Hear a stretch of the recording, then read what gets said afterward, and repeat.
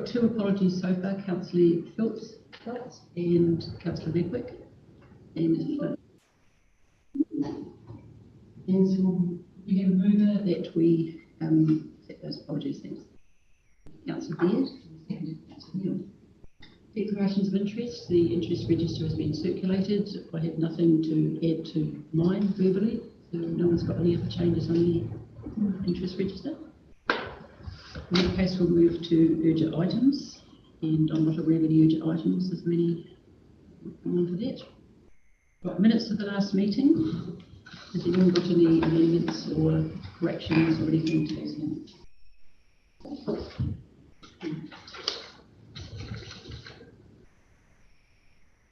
I get the little tweak on what page it is because I've ended up with two sets of everything.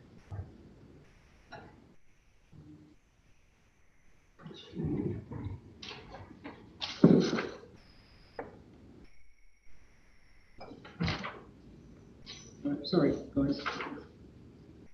Everything out of order. Did you say page 5? Page 5.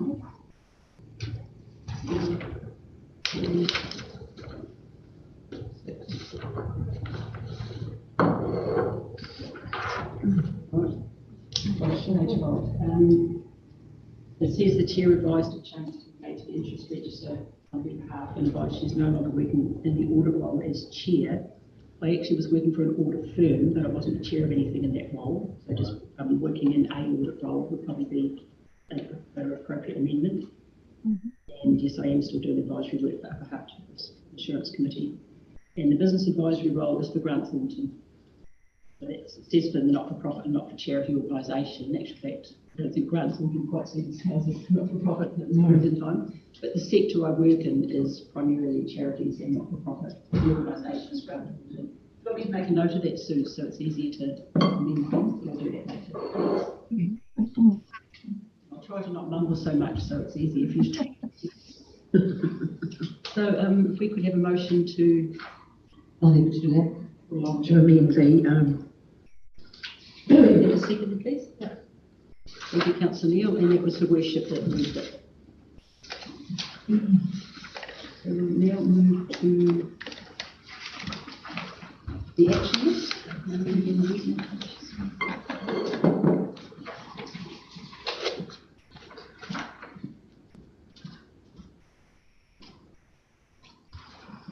Good afternoon. There are two items on the action list. The first item, the insurance review of the airport. I've been informed this morning that those reports are due next week, so we should be able to close that one off very shortly. And the second item is the evaluation of the performance of the committee, which is scheduled for early next year.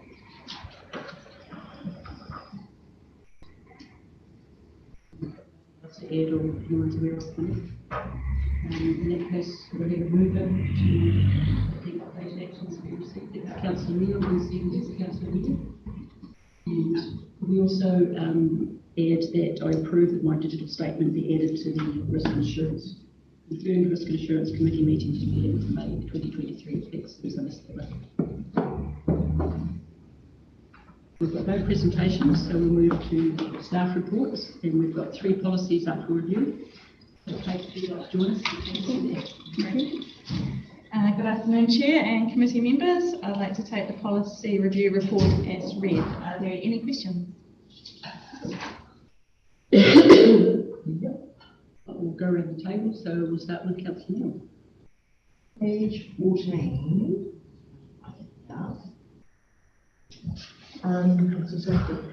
Under definitions, can we just clarify whether the elected members and iwi sit under that, or do we need to? Or one is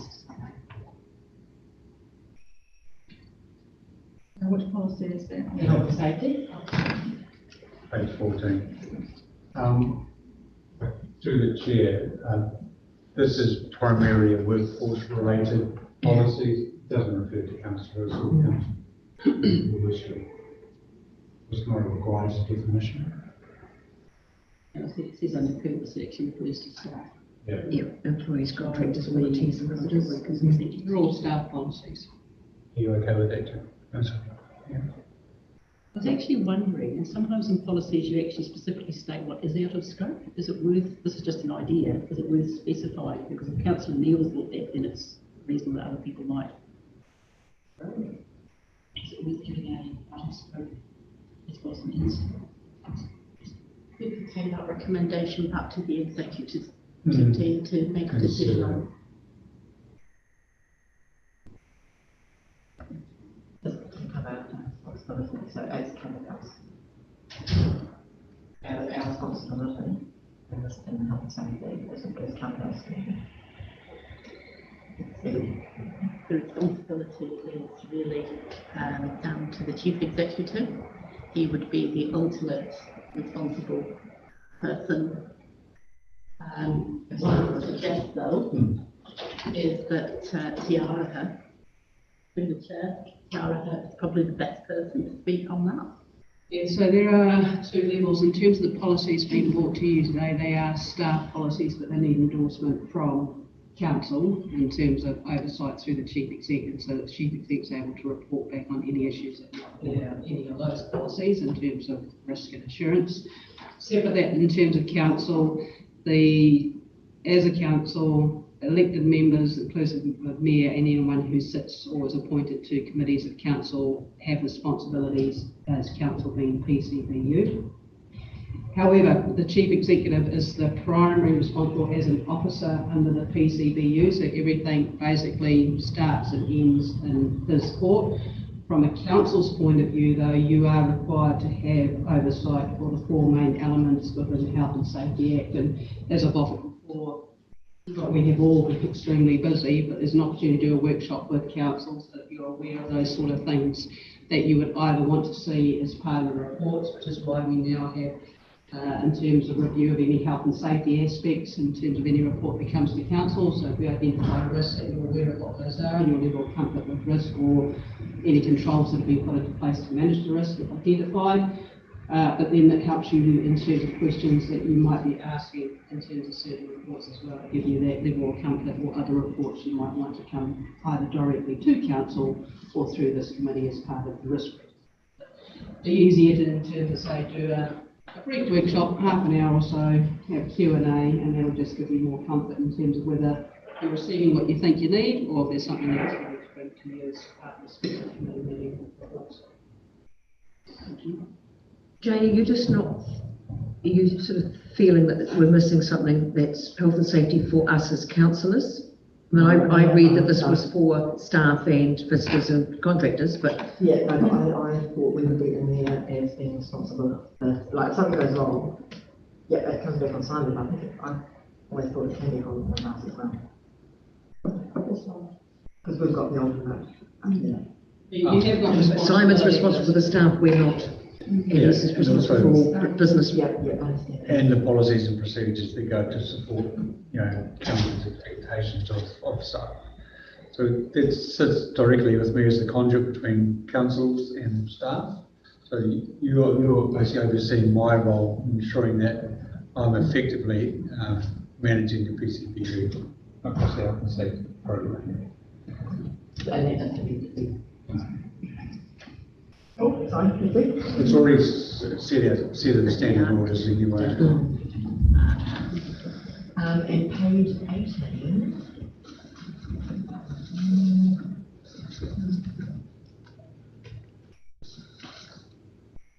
Number 2.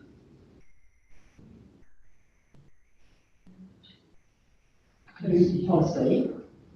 And 1B on all staff. Full stop. So complete safety duties, blah, blah, blah, on all staff and contractors who meet the definition of a children's worker or a non-call, full stop. But why not just on all staff and contractors? Because we don't always know which staff or contractors will be interacting with vulnerable people, or what the potential to be. So under the Children's Worker Act, they make a definition of a children's worker, and they distinguish between core and non-core worker, and it's a legislative requirement that we do the 7-point safety check on those workers. It is a little bit more involved than our standard employment pre-employment checks, and it's not a requirement by legislation for staff. There will be actions in the ones that we have and that we are doing safety checks on all staff. We do police vetting on all staff, And so reference checks, digital literacy assessments, that's been ended. so that's been included. Yeah, thank you.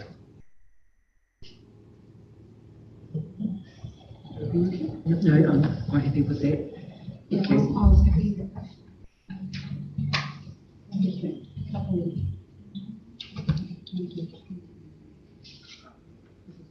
Picky. I actually know the Children's Act really well.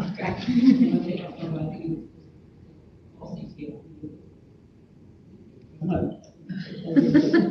That's reassuring. As soon as I saw the Children's Work and Safety Check record, because we have a family business that is in that sector, so it was like, oh yes, I know this, I know this, I know Register the Action and the rest of it. I have one question around somewhere 25 around certified IDs. You mentioned ID, and I know in a lot of cases they have to be a certified ID, but whether or not that's a requirement.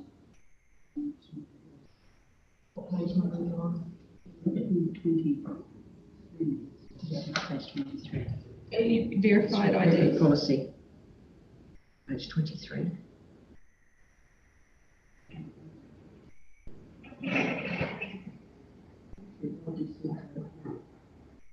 Oh, yes, you're right. Page 23 at the top, number C. Verification of IDs, verification of identification. Verification of identification. Are they, do you require them to be certified?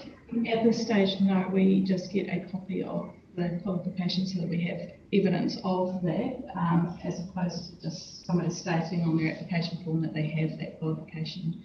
They need to receive a copy of it.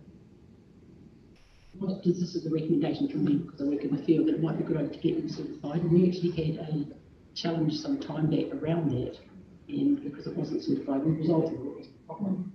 And the other one we had in terms of IDs, so this was a bit peculiar, was the person was actually from Holland, and the spelling in their surname, obviously in their passport was the correct spelling, Dutch spelling, NZTA, as they were then, and actually her driver's license spelled it wrong 3 times. So in the end she gave up because they said we could not seem to get the A and the E into the documents. That was my name actually.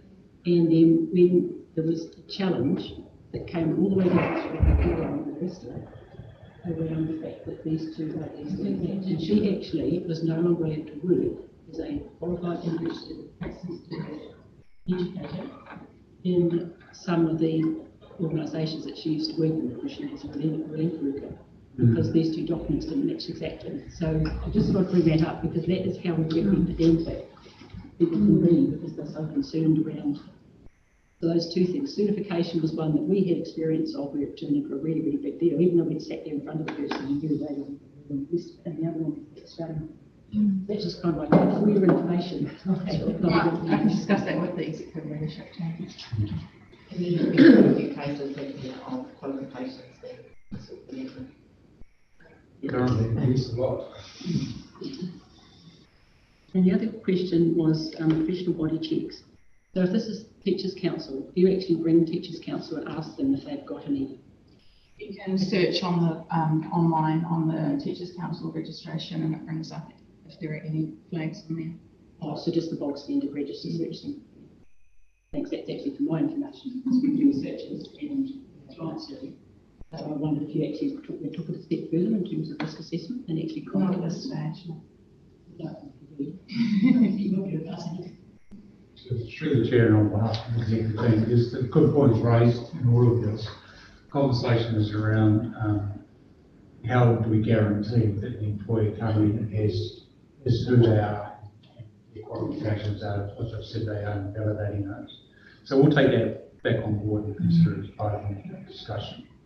I suppose the request is, does the chair would like to see the policy brought back, or do you would like us to make a recommendation to review it and approve it without bringing it back to the discussion? I think that I don't think it needs to come back, because this is things that I think, like you discuss at the executive level. So I suggest that we just put as an action part of the outcomes of it today. Because it's really, if there's an audit report, it would be a suggestion. That's right. So it's really just a suggestion based on experience of the field, and you know that people have had challenges, like an A and an E. Yeah. I think the challenge Charlie's going through at the moment in terms of validating from the organisation or the industry, particularly around building control and building checks and engineering standards. It's quite prevalent, obviously, in the industry at the moment. In terms of someone's gone around under false pretenses and quantifying building consensus and engineering standards. So take that on board. The challenge that we also find will be when we contract someone to do work on our behalf, and we know that it's a different care official altogether, but they need to provide evidence to prove that they say they are. And that's interesting because with my certified board exam that's had on, we look at various international things, and there's been some quite substantial cases in New Zealand, like where it's the contract has been subcontracted out. And that's where things, you know, the standards haven't been, the qualifications haven't been, in some cases, been doing quite substantial. So yeah, it's very challenging to go right down the supply chain, whether it's a people supply chain or a product supply chain.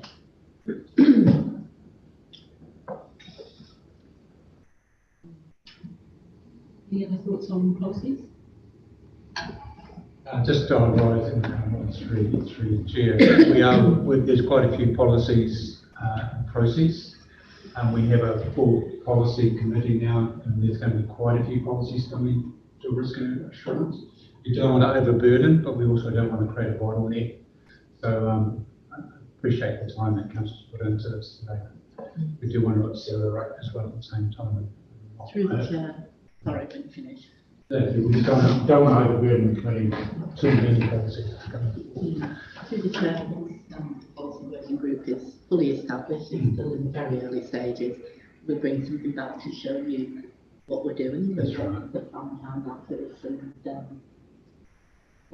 what their outputs will be, and because that is something that will come to this committee.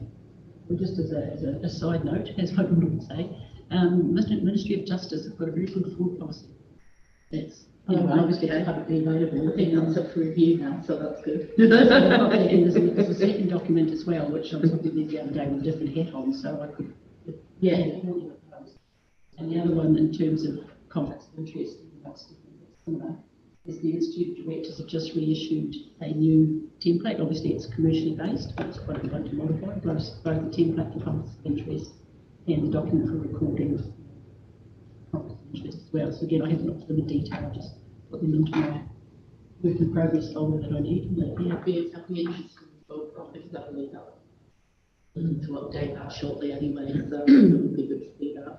well, I mean, again, I haven't looked at it in detail, but the Ministry of Justice should be reasonably robust and well researched. Please, Mr.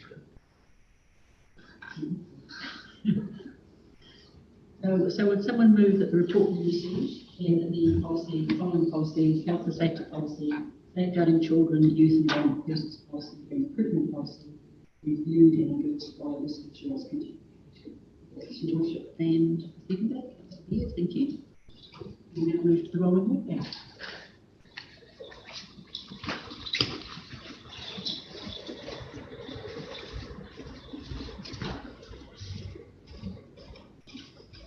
Through the chair, there aren't many changes to this role work plan. It has literally just been bringing forward the correct month. We had thought that we would have some insurance information to bring back to this meeting, but only this week have I received anything back from the insurers, so I haven't had time yet, and the agenda is already prepared. So hopefully for the next meeting we'll be able to bring something back regarding insurances, trends, things like that. How's the audit going? The audit, they emailed yesterday and said they have got no major issues from the interim audit. There were just a few issues, so they had no update to actually bring to the committee. They said they could have spoken to you verbally. I said no, because we're trying to get away from verbal updates. And if there was nothing major, then they would just include that in their final audit report. No material issues from the No incident. material, no. Good. That's a good healthy position to be in. They have made it clear that if there are any material issues, they will bring that to your attention as soon as that happens, and it would be a formal engagement. You're expecting to track on, John? Yes, we're doing quite well at the moment, better than we have done in previous years. Our systems are really set up nicely. It's just a case of getting that external information in that we can do all our adjustments. But as far as internally is concerned, we're tracking really well. Has anyone any questions about the work plan? Just, this is the right time, but reinsurance, can I just ask how it would be placed if we've got a major disaster and lots of houses have been stickered? And the government is buying out. How can we go with insurance to cover that? Unlikely. There is emergency insurance, so we have a 60-40 split of insurance and civil defence. But really, this is changing all the time, and the more we have weather events and disasters around the world, because it's not just because of New Zealand, it's global. Insurance becomes harder to get, and there will be some insurances that insurance companies will not be offering in the future. So we would potentially be in the same, well, as some of the other councils? All councils are the same, yeah, yeah. Not just. Yeah. So just through the chair, you'll have more of an idea of how that sits by close of play tomorrow, because all Hawke's Bay councils are taking the package in terms of what government's committing, and then what councils are going to apply the difference of to all their council meetings tomorrow in Hawke's Bay. But pretty much it will end up coming out. And so, Casey, ballpark figure? What's that going to do to our rates? We have It is disaster and let's say 20% of the houses have been stickered. It's like anything, it's not always a piece of string. It'll come down to whatever's decided, but like Christchurch and the red zones, it'll be a case of, is it a estimated value following impact and inability to sell land? Therefore, it's a baseline figure as against what we'd each like to think that our homes are valued to because of what we insured them for resale value at some stage. So it will come down to tomorrow in terms of in public what that equation was. And then that's the time for councils nationally then to sit around and say, well, what does that mean for us in the event of when, not if, because something will happen in every region at some time, we just don't know how large or small that'll be, and then it's preparing for the future for that sort of cost. So we will have that conversation, you think, around that? We'd have to, because government made it very clear, and even just from taxpayers' point of view, New Zealand cannot afford to keep, from a national tax system, which we all contribute to, but cannot afford to keep shelling out money in terms of all the events that we keep having. So we need to look at what that equation is, what it means, and what we put aside or how it gets covered in the future. And that all becomes part of that risk planning as well, in terms of, well, what areas have been identified as prone to, whether it's flooding, whether it's inundation, coastal. Therefore, it's then rules around planning and where you wouldn't allow subdivisions and other such things. So it's a much larger picture going forward as to how councils will react. Yes, we're sitting on the risk register, we're sitting at the moment. We can get onto that in the next session. Is there anything else on the work plan? Move that the rolling work plan be received. Your worship, and secondly, Councillor Mills, thank you. Then I want to thank you, Leslie. Now move that we go, the Risk Insurance Committee meeting, move to public excluding session, and could I give a second, please?